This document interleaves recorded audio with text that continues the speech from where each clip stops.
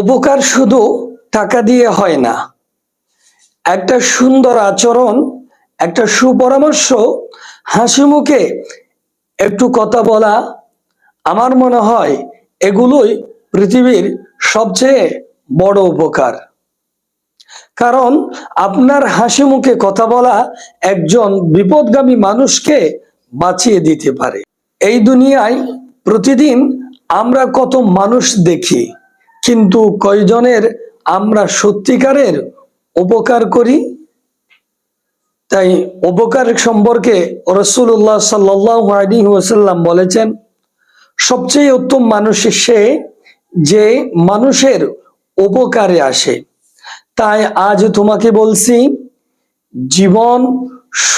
জীবনে শুধু তিনটা কাজ করো, তুমি হয়ে যাবে হাজার মানুষের কল্যাণের কারণ, ইনশাআল্লাহ। মানুষের কল্যাণ করার প্রথম পয়েন্ট হলো মানুষকে ভালো কথা বলা, একটা সুন্দর উপদেশমূলক কথা বলা, একটা আশাবাদী কথা বলা, একটা পজিটিভ কথা বলা। আপনার এরকম ভালো একটি কথায় কারো মন ভালো করে দিতে পারে।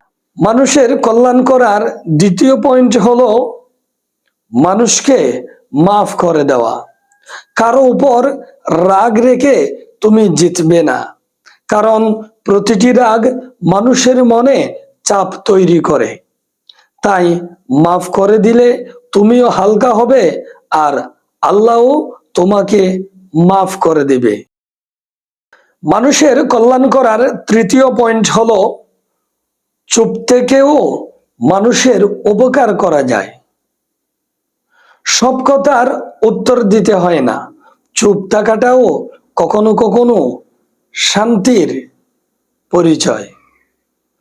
উপকার শুধু টাকা দিয়ে হয় না, একটা সুন্দর আচরণ, একটা দোয়া, একটা হাসি, এগুলোই অনেক বড় উপকার।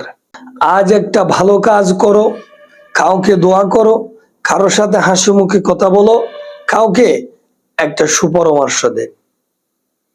আর এই ভিডিওটি ভালো লাগলে লাইক, কমেন্ট, শেয়ার করে সবাইকে জানার সুযোগ করে দিন। আসসালামু আলাইকুম।